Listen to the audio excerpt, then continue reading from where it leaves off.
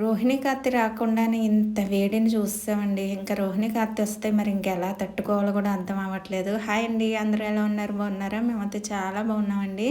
అసలు రోహిణి కార్తీలో ఎండలు రోలు బద్దలయ్యేలా కాస్తాయంటారు. కాకపోతే మనకు మే నెల నుంచి స్టార్టింగ్ నుంచి వేడి ఎక్కువగానే ఉంది.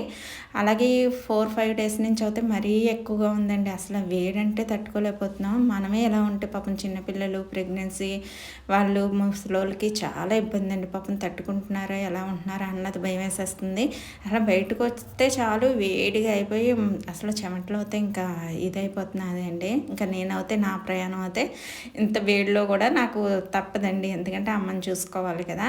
4 డేస్ నేను 4 డేస్ అక్క కింద చూసుకుంటున్నాం. హెల్త్ బాగాలేదని చెప్పాను కదా.